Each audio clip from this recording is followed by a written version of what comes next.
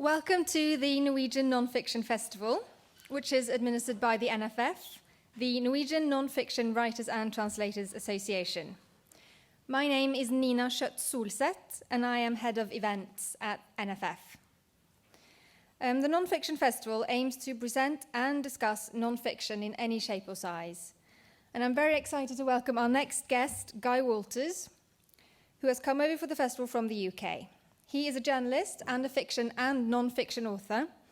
He has previously worked for The Times and is a lecturer in modern British history at the New College of the Humanities in London. His books, The Real Great Escape and Hunting Evil, have been translated into Norwegian. With these books as a backdrop, Guy Walters will discuss what it's like to break down great myths. After the Second World War, myths about some of the great heroes were well established in the media and popular culture. Walters has scrutinized and debunked much of what has previously been the truth about Nazis and Nazi hunters, among them the Nazi hunter Simon Wiesenthal. We are thrilled to have Guy Walters here today, and please welcome him.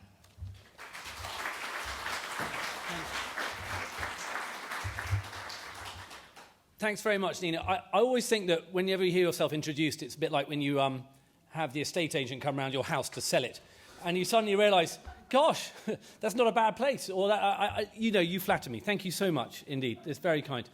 I am hot, actually, so I'm going to take my jacket off. This is not a different type of talk. I'm not going to do that. Can I chuck that down with you, Nina? Thank you very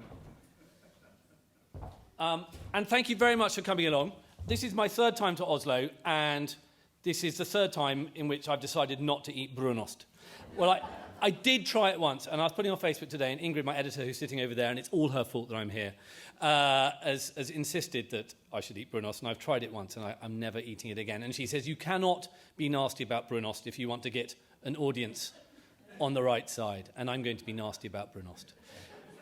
Anyway, it's not a talk about brunost. I want to start with a little anecdote, a little story. It's all about a woman who was about 20, and it's at the end of the Second World War, and it's in southeastern Germany, near Dresden. And you've got the two great armies clashing in the middle of Germany. And as they're coming towards each other, there are a lot of refugees wanting to go one way, mostly towards the west. There are a few refugees wanting to go towards the east, but not so many, for obvious reasons. You all have a very good working knowledge of history, so I don't need to go into that. And this young lady, who was about 20, described how, as she was trying to flee to the west, behind some Russian soldiers who were threatening to rape her, she managed to find herself in the arms of a British soldier across this little bit of frontier that was emerging. And the British soldier was pulling her by the arm, and the Russian soldier was pulling her by the legs. And because the British soldier was stronger, he pulled her over the frontier into the west, and she was free. Had the Russian soldier been stronger, she would, of course, ended up in the east and had a very different life. And I wouldn't have existed because that woman was my grandmother. Now, it's a great story, and it's a very moving story, and I don't believe a word of it. The problem with my grandmother, who is unfortunately no longer here, is that she made up a lot of stories about her past, that when my mother started researching them, and when I started looking at them, I'm now very worried this is on camera, that don't let my mum see this. And I've sort of found that actually these stories simply aren't true. I think it's pretty unlikely that there was a tug of war over a 20-year-old girl across a sort of a barbed wire fence. I just don't believe that to be true. And this is one of the problems about being a historian, is that you're faced with these stories that sound very compelling. They sound novelistic, they sound thrilling, they sound like as if they encapsulate some of the actual truth of history. And we see these things in very polar terms. And so my grandmother was very convinced that this was something that had happened to her. I simply didn't believe it. I also wrote a book about the 1936 Olympics, which you all know took place in Berlin. And of course, the great hero of those games was Jesse Owens. And one of the things that we're all brought up to know about Jesse Owens is that Hitler snubbed him and refused to meet him because he was so incensed that a black man had won so many medals and the Germans hadn't done so well. Now, when I was researching that book, I thought, well, of course, there's this great story I need to go into about how Jesse Owens wasn't met by Hitler. And it simply wasn't true. Hitler didn't meet any of the American athletes. He only met the German ones. He met a few Finns on the first day, because the Finns won a lot of medals, I'm sorry to say. And well, you did very well in the Winter Olympics. But what emerges from so much of this research is, you notice, that so much of these stories that we hold to be true, to encapsulate so much of what we believe to be history, simply aren't true. It happens in families, it happens in nations. And what I want to do is just explore a little bit about what I've looked at over my 20 years as a historian and journalist, and a few of the examples I've found out, some of which will be fun, some of which are tragic, and then so look at the kind of more personal elements, and then also look at how, on a kind of serious and somewhat historical and pompous way, how this affects nationhood, and how it's very important to us. But just a little bit about me. I know that you've introduced me, but I mean, I'm a sort of journalist and a historian. And one of the things, what I was first was a journalist. And one of the great things about being a journalist is that you should be endlessly skeptical. You should not believe anybody. Your bullshit detector should be on full. And you should basically not believe a word that anybody tells you. Otherwise, you should be in public relations. And it's, you know, no disrespect to that fine industry, but that has a job to do, and I have a job to do, and those jobs don't necessarily always agree with each other. And it's the same as being a historian. So when I started writing history books, I came into it simply because I was writing thrillers, and I wanted to write a thriller about the 1936 Olympics, and then I realized that there hadn't really been a decent history book about it. So I somewhat arrogantly thought, well, why don't I write it? And I obviously found that the process of historical inquiry, especially about 20th century events, is very similar to journalism. And actually, to be a good historian, you need to have your bullshit detector on maximum. Because so much of what you read in other history books, so many interviews, so much of it is simply not true. And one of the jobs of a historian is to weigh all that up and to work out, if you can get to the truth. Now, can you ever get to the truth? Bigger question. Let's not fall asleep. But it is part of the mission, I argue, is to expose what I call junk history. And I still want to write a book called Junk History, a bit like Ben Goldacre's Bad Science. Was that published here, Ingrid, Bad Science? Did you publish it? There we go. All the best books are published by Wiesenthal. And so to do a book called Junk History along the same lines, and this is kind of, you know, one of the reasons why I like giving, you know, this talk, which I've never given before, is to try to see whether people stay awake, whether they enjoy this whole idea. And I'm going to give you just a few examples of some of the things that I've uncovered just in very big selling books and you know, things in the media that we take. Now, there was a book published, now this could be embarrassing, called The Man Who Broke into Auschwitz by Dennis Avey. Did you publish that? No, good. And The Man Who Broke into Auschwitz was published about 2 years ago. And it was a huge bestseller in lots and lots of countries. And it was about a former English prisoner of war, a man called Dennis Avey, who at the age of 88 produced a book in which he claimed that as a British prisoner of war, he had broken into Auschwitz 3 times. This, I hasten to add, is an extraordinary claim. It was serialized in the Daily Telegraph newspaper, big newspaper. It was published by a big UK publisher. It was sold in at least 12 to 15 countries. It earned Dennis Avey a lot of money. And at the time I was writing for the Telegraph, a historical blog called basically Junk History. And I said to the editor, you're serializing this book, but it's rubbish.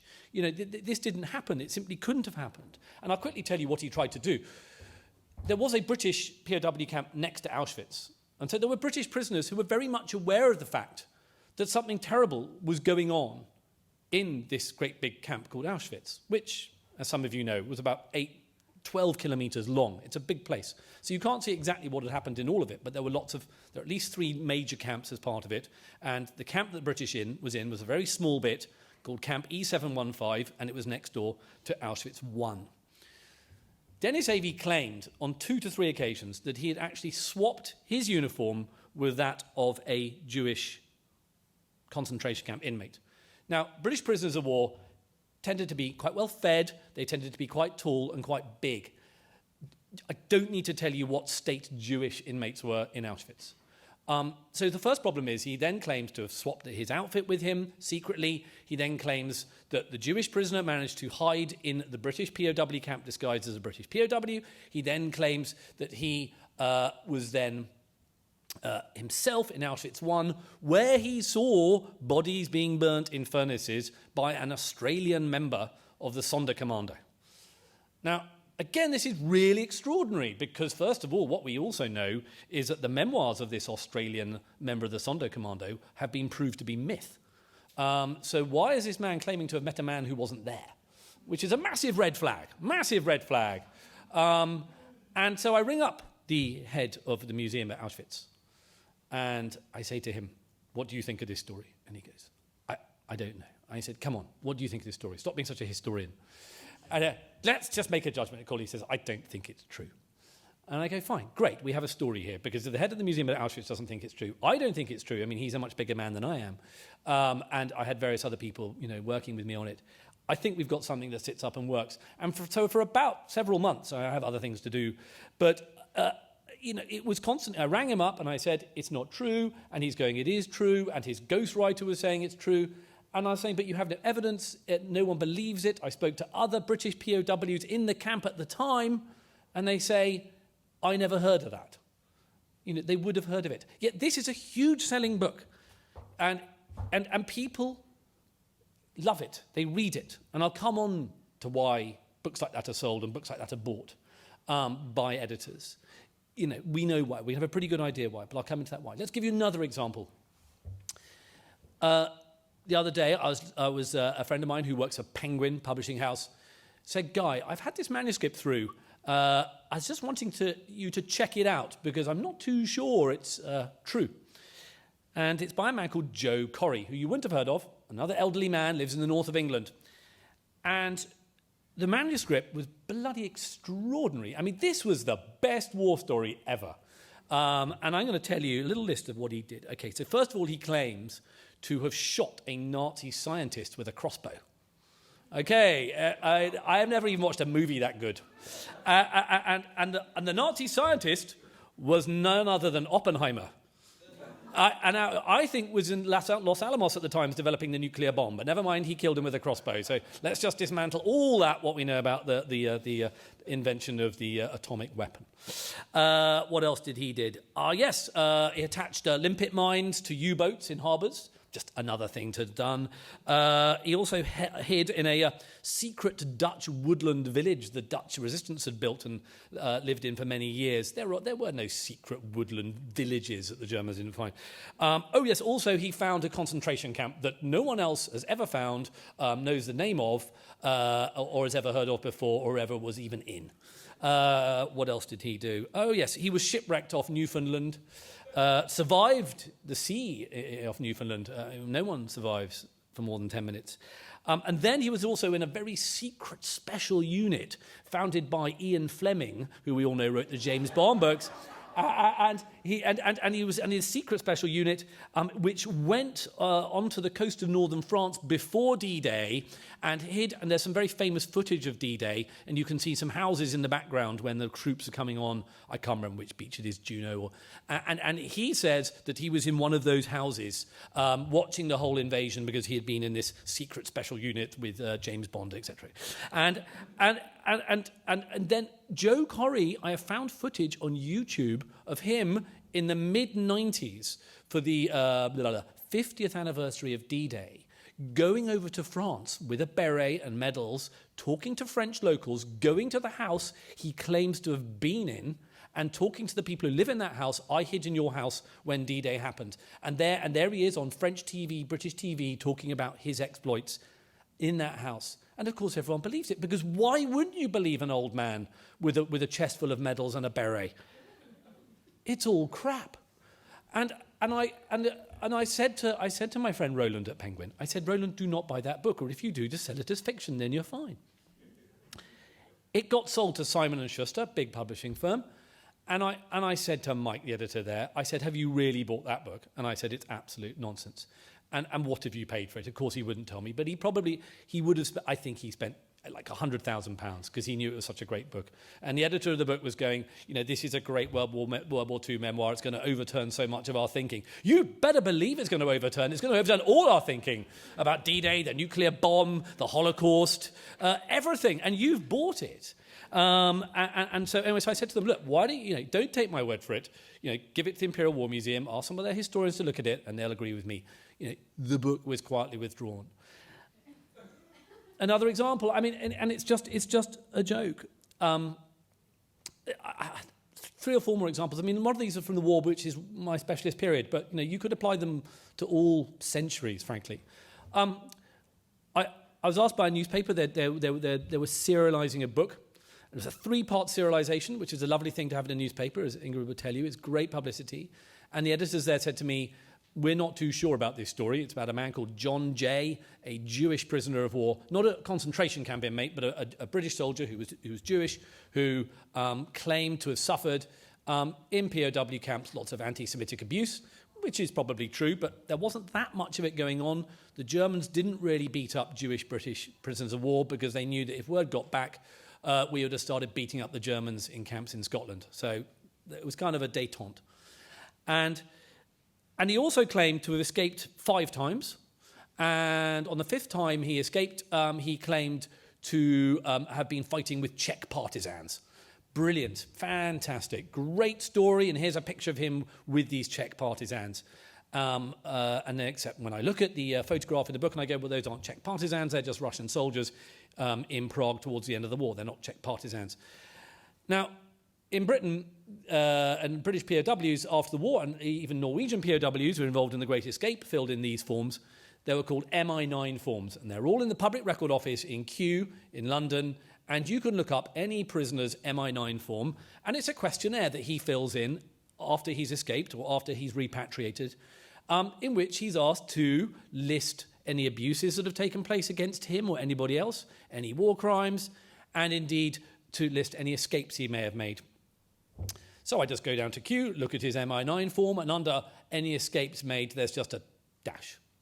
So that's not 5 escapes. That's not fighting with partisans. So I recommend to the newspaper that they should drop the serialization. Again, there's a bit of a conflict there because the guy who'd written the serialization is someone I know quite well and I like. He never found out I did that. Please don't show him this video.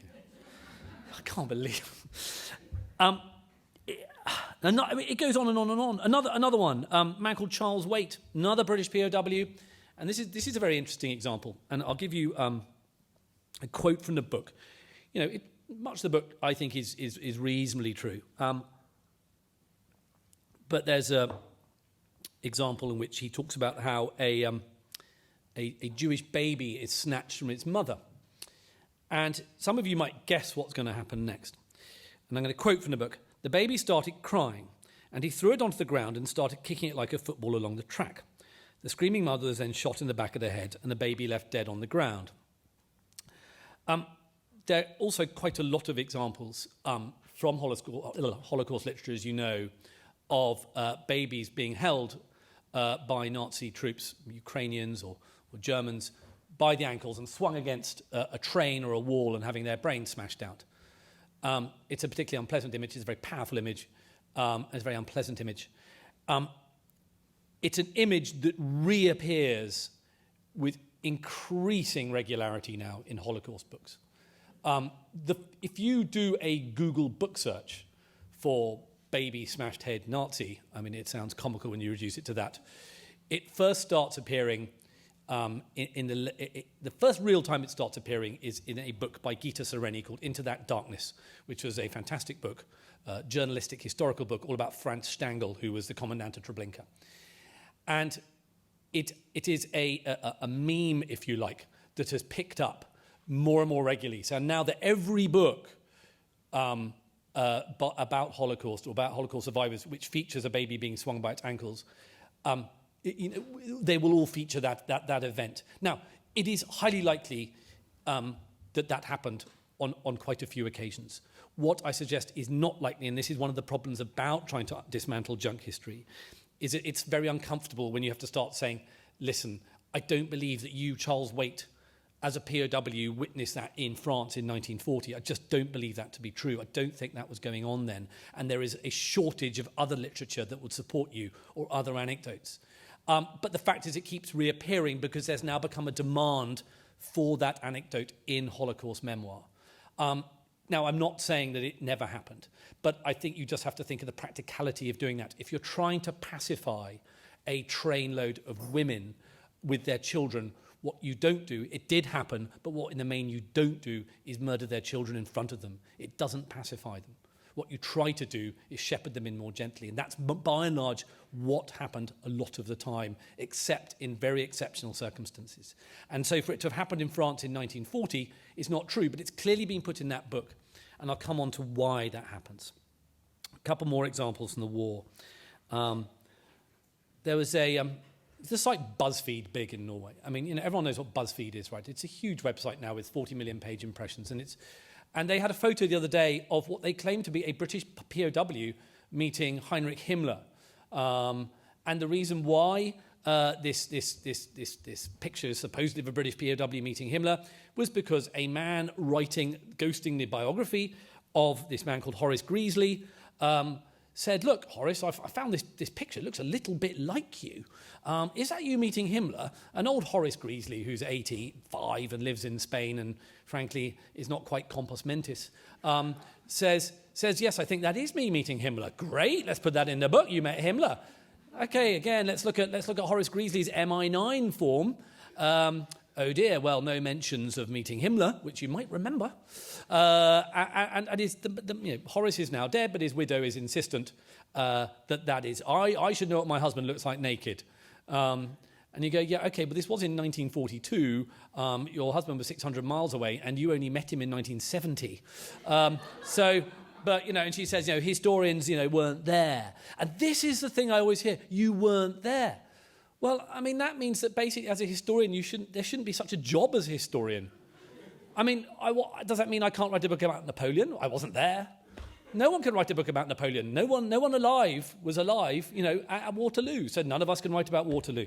It's nonsense. Another example for my book, The Great Escape, which is published in Norway, a fantastic read. And there's a man called Bob van der Stok, who was one of the 3 escapees. The other 2 successful escapees in The Great Escape, as you all know, were Norwegian, but luckily the one memoir, which is published by Gyldendal in 1946, which I still think you should republish, Ingrid, it's such a good book, is about a man called Bob van der Stok, who's Dutch, Spitfire pilot, and during The Great Escape, you probably all watched the movie, yes, with Steve McQueen, and there's a scene in which Bob van der Stok, in his memoirs, talks about how he got out of the tunnel, and as he's climbing out the tunnel, a guard urinates right next to his head. And then as he's escaping through the snow and woods, a guard stops him in the woods, says, where are you going? And Bob manages to convince him that he's just a worker going to the station. But he's held at gunpoint, but he gets away with it.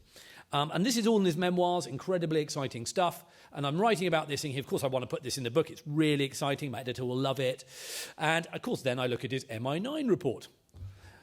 We escaped from the camp with no incident. So nothing happened. No one, pissed on your head. No one held you up in the woods with a gun. These things didn't happen because that's, as a historian, generally what you tend to do is to take the source that is closest to the event because that tends, not is, but tends to be the more reliable. And so that's, those are just some examples from the war which I found, and you put in books and you tell publishers and you try to dismantle them. And of course, I suppose the biggest example that I've written about was about Simon Wiesenthal, which Nina mentioned in her kind introduction. And the thing about Simon Wiesenthal, who, as you know, is an enormous figure. And I think that the kind of received wisdom about Simon Wiesenthal is that he tracked down about 1,000 Nazis.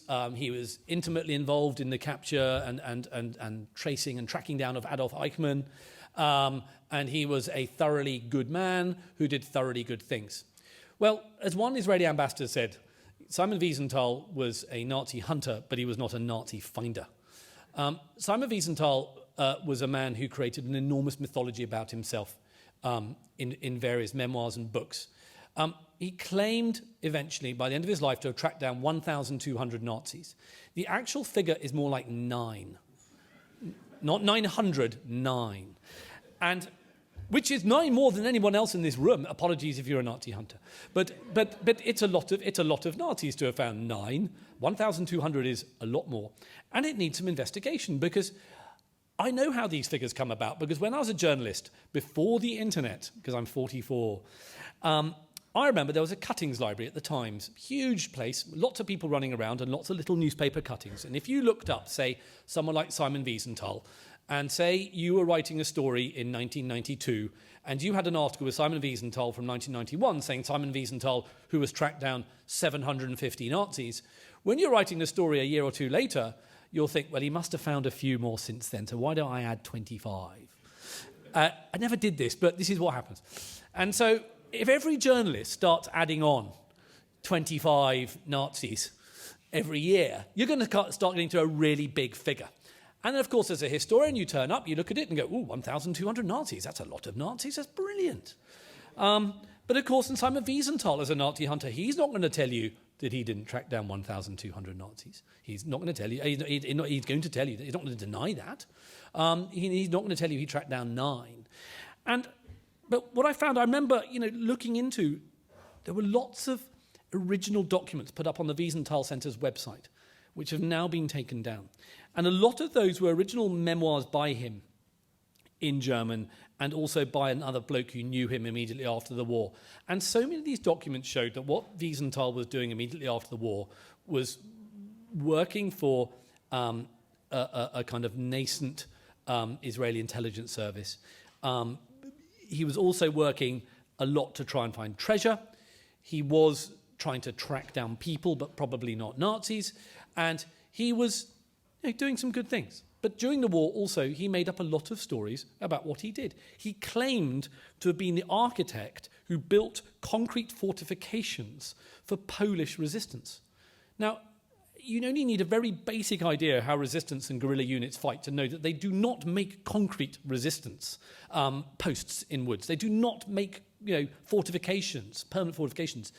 And so what Wiesenthal claimed as an architect was that he had been involved in that. And it's simply not true. And so this is why you get a lot of people who sort of think that maybe Wiesenthal was a collaborator in some way, and so much of his post-war career was in some way a form of expiation from that. Now, that could be true. I don't know if he's a collaborator or not. A lot of very nasty people say he's a collaborator. And this, again, is the other problem you run into, is when you're dealing with a massive figure such as Simon Wiesenthal, who are the people who normally attack Simon Wiesenthal? Well, it's Nazis, and it's people like David Irving, and it's kind of horrible revisionists. Now, let's not confuse revisionism of the David Irving sort with the revisionism that I do. David Irving's revisionism is all about lying in order to promote a type of vile politics. Any good historian should be revisionist. You should be trying to overturn what is accepted. Like any good scientist, you need to keep testing. And you then start finding yourself as a relatively young historian writing. And I said to my wife in bed, for strange pillow talk, but I said, because I found out so much stuff about Wiesenthal, and I said, darling, I'm really worried, if I write this book in which I really lay into Wiesenthal, a lot of people are going to think that I'm a Nazi, because they think if you're going to attack a big kind of Jewish figure like this, it's going to make you look bad, and it's going to also play into the hands of the people who don't like Wiesenthal because they're fascists. And, and we discussed it, and, and of course you felt that ultimately, without wishing to sound too self-important, it doesn't matter whose side the truth suits. It should never matter whose side as a historian. That's not your job. As soon as you start saying, I'm not going to write about that because that's going to be nice for the people I find nasty, you've made a political decision.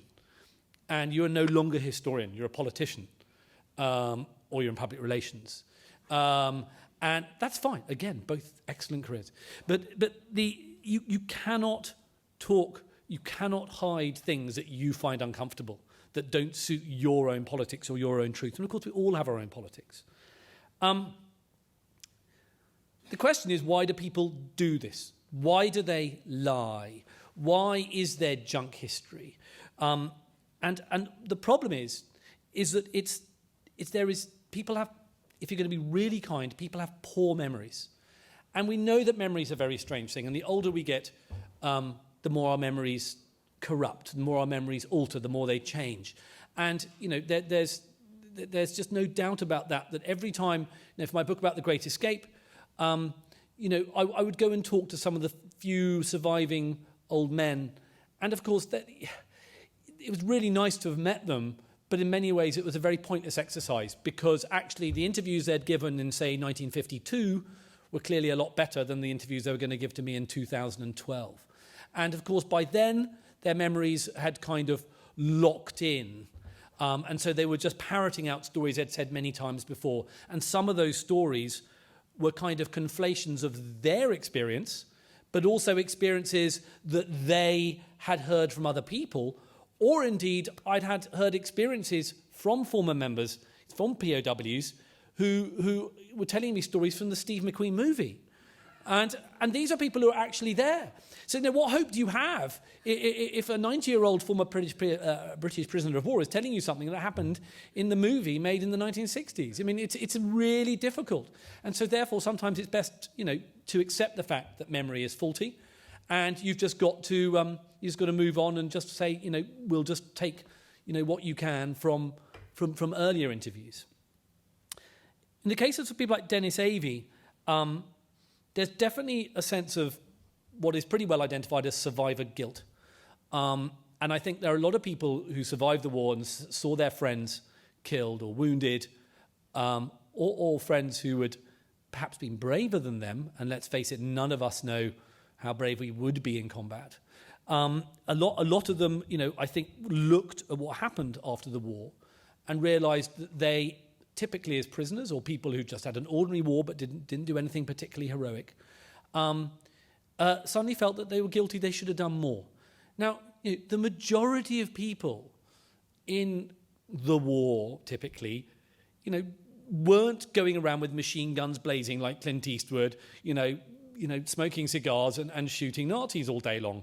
The majority of people in the war were either serving on ships, or they were in logistics, or they were refueling aircraft, or they were doing lots of basic things, all of which, but actually the number of frontline troops in combat, fighting, but of course the people that we celebrate culturally and the people who the history books get written about are the heroes.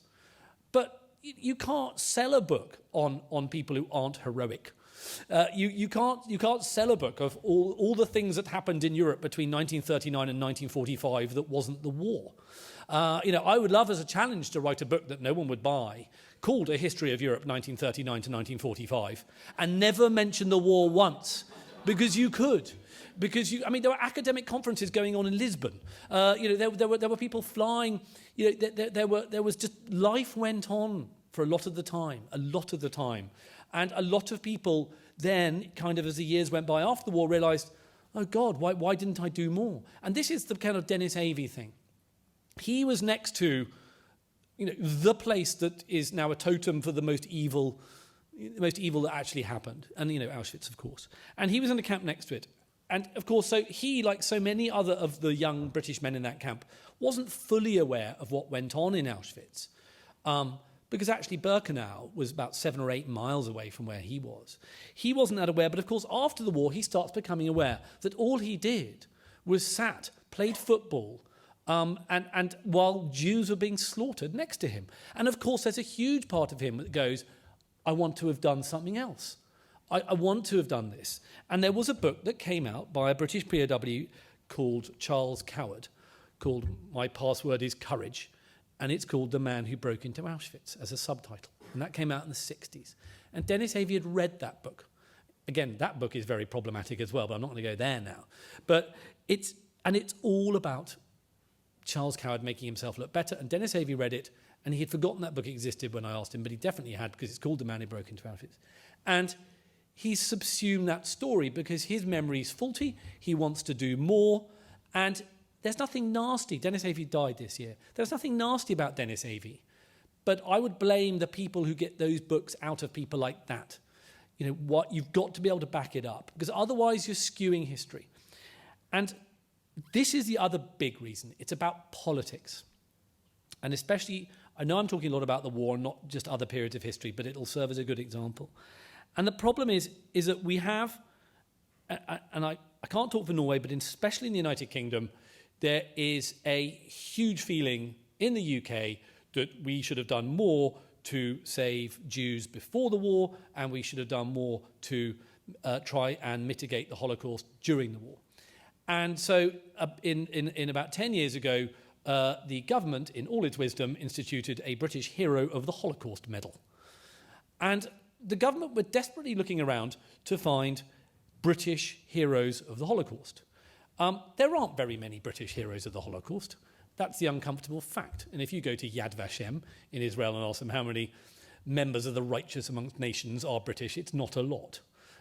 There wasn't much opportunity, and simply we didn't do that much, and also simply because most people in Britain in the 1930s didn't like Jews. That's the unpalatable thing. You know, most European societies in the 1930s were deeply anti-Semitic, and to care about Jews was not considered particularly fashionable, interesting, or desirable. And so when we hear about, there's been a lot in Britain about the Kinder transport, we had this young British, German, Jewish, English banker who brought over about 600-700 Jewish children from the Czech Republic. And we venerate him as a great British hero, and the hero of the Holocaust, Sir Frank Winton. He died a few months ago. Fact is, we sort of take him as a country, and the state gives him all these medals, but when he was trying to save those Jews at the time, was the state helping him? No, of course it wasn't. He did it all on his own. But then the state rewards him 70 years later, and then the British pat themselves on the back and go, weren't we great? Well, actually we weren't, because he got no help from the state. So why is the state rewarding these people?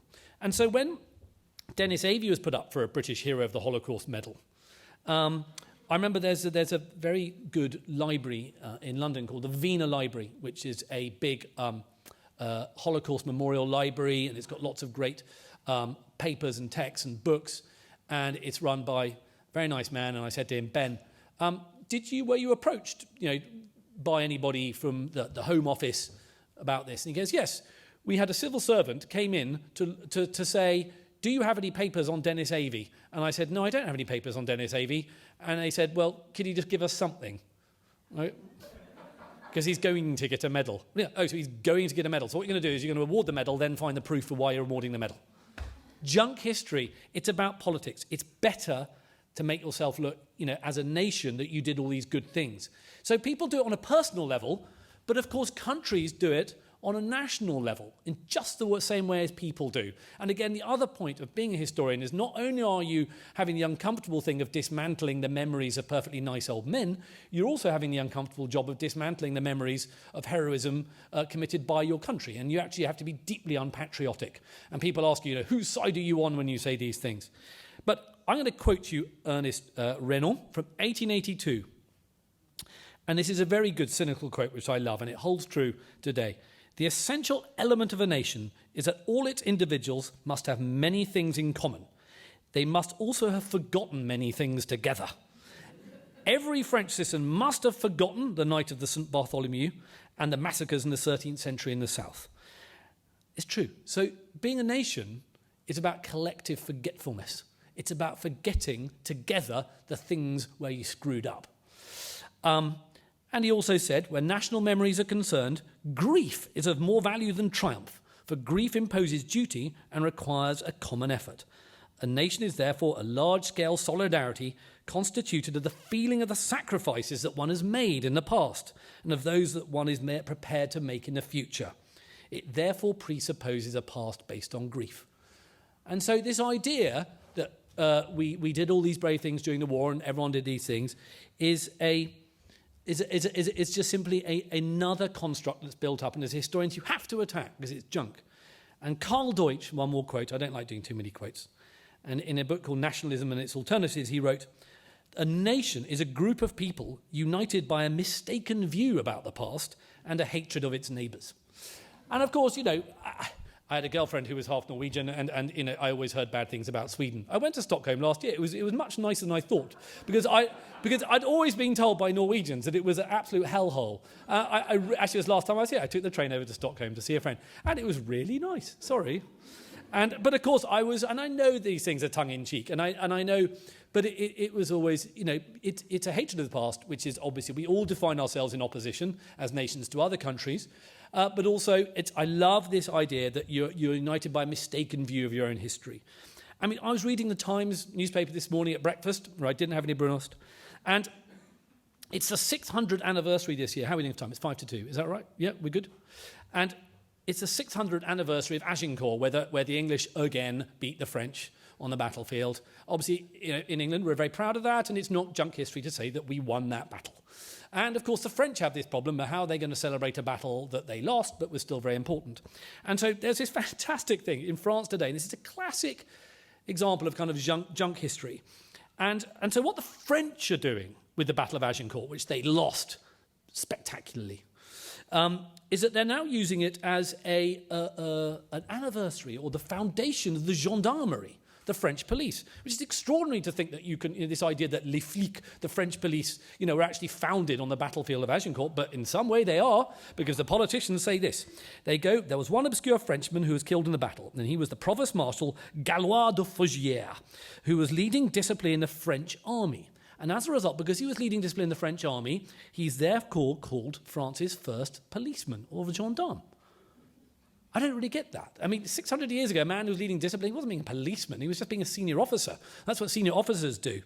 And so as a result, tomorrow's celebrations, this is live history, will include a tribute to him at the Abbey of Auchet-les-Aidins, a few miles from the village of Agincourt. And, that's junk. He's not the first gendarme, but that's it. That is a nation junkifying history. It's making a nonsense of it. Let's take another. I will come on to the British. I will self-flagellate. Let's look at the Japanese. Again, another example of the way this process happens. This happens in all countries, but in Japan especially, history textbooks in Japan.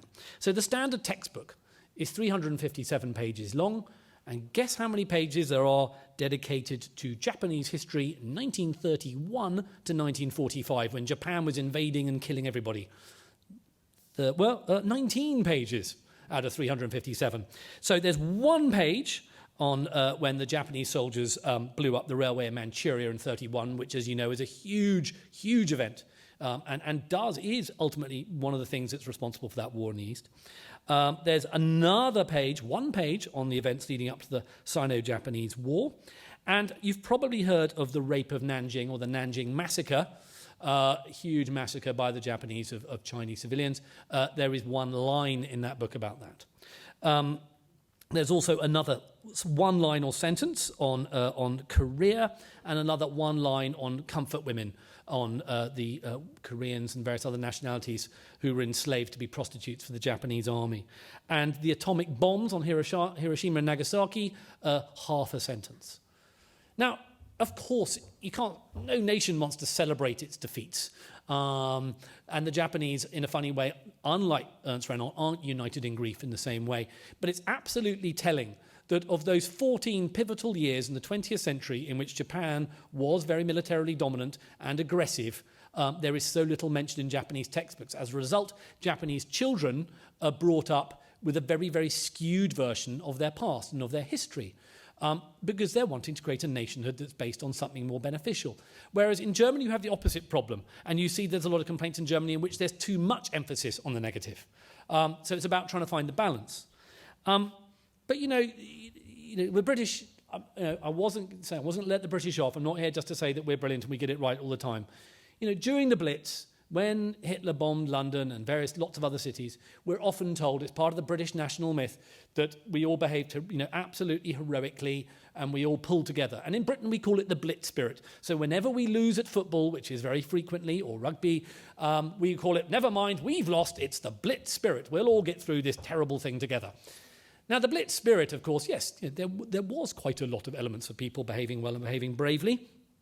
But at the same time, there was a lot of people behaving very badly because there was a blackout, there was an enormous spike in crime, looting, burglaries, rapes, murders, and of course the sexual diseases shot up, pregnancy rates shot up, illegitimacy shot up.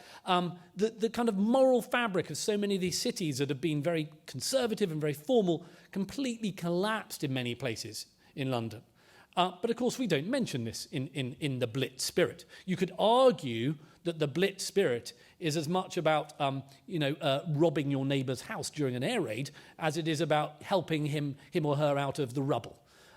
Because as many of those events happened. Now, as a historian, if you're British, it's not considered very polite to attack the Blitz spirit. It's a bit like Dunkirk, which is our other great defeat that we've turned into a victory, like the French are going to do tomorrow at Agincourt. At Dunkirk, as you know, the British army was absolutely pounded by the Germans and thrown into the sea. And we had to get a load of tiny little boats to help lots of people across. Now, of course, that in itself is heroic. Lots of those people in little boats were very, very brave, getting all the British army back across. But at the same time, it was an absolutely terrible military catastrophe. Yet we have this idea of the Dunkirk spirit. So in some ways, the nation is lying just in the ways that Simon Wiesenthal lied, or Dennis Avey lied, or individual POWs lied. And you've got, as a historian, to get to the heart of that. You've got to say it's just not true. But it will always go on, and I know I'm probably fighting a losing battle. I was in Vienna the other day and doing some research, and I was walking along the street, and I came across this very strange museum, and it was called the Museum of Austrian Resistance during the Second World War. Open the door. And this was the smallest museum in the world. It was about the size of this stage, and you go, there was no Austrian resistance. There were, a little bit, a little museum. But if you go around this museum and see all the things, you would have thought that there was a fully fledged resistance in Austria as there was in Norway. And it was just absolutely extraordinary. But of course, the idea was propagated after the war that Austria was a victim of Nazism. Never mind, now let me see, who was Austrian? I think Adolf Hitler was Austrian, yes. Adolf Eichmann was Austrian, yes. Ernst Kaltenbrunner was Austrian, yes. Was Austrian, there was a greater percentage of SS drawn from Austria than there was from Germany in terms of ratio, in terms of population size. There's that line in one of those Sacha Baron Cohen films about living the Austrian dream and having swastikas in your cellar. So this idea you have this museum of the Austrian resistance. Why did we want Austria to look like being a victim of Nazism? Because after the war we didn't want it to go communist. So it was a sensible way of promoting Austria. So it's good politics, but it's really bad history. But that's not my job or anybody's job as a historian, just to lie about history in order to promote something that's politically comfortable or morally comfortable even. Just one more example of nationhood. Some of you may have heard of a Czech politician in the 19th century called František Palacký. You may not have heard. He's one of the three fathers of the Czech nation. And the reason why he's one of the fathers of the Czech nation is because he wrote a book. And he wrote a book called The History of the Czech Nation in Bohemia and Moravia. And he wrote it as a kind of construction of this idea that had always been a Czech nation in the hearts of the people who lived in Bohemia and Moravia. But he admitted that when it came to writing about national history since 1526, he said, I'm going to have to lie. He said that. But he wrote this great book, which was proving that there was this idea of nationhood. And as a result, there are statues to him all over every town square you want to go into in the Czech Republic. There are statues to František Palacký. He is one of the greatest junk historians of history. There's no doubt about it. And so, as a result, that is how we did it. We'll have one more example. And basically, I think it's absolutely vital that you've got to expose it. Because, yes, we all celebrate nationhood, we all celebrate bravery. But I think probably the biggest junk here, and this is where I'm going to end, is we all know the story of King Arthur and the Round Table. Now, many of us know that a lot of that is probably fable and myth. But the job of the historian is not just to create history and fill pages for books to be sold, but the job of historians is also to take away. Now, a good history book can remove fact. There are hundreds and hundreds and hundreds of books about King Arthur and what we think we know about King Arthur. But how many pieces of paper, how much documentary evidence is there on King Arthur? I'll tell you how many pieces of paper on King Arthur. There are 3 pieces of paper that mention King Arthur, and that is it. And now, that is my job, is to turn around and say, that's all we have. Everything else about King Arthur is junk, and that's important. I'm going to end it there. Thank you.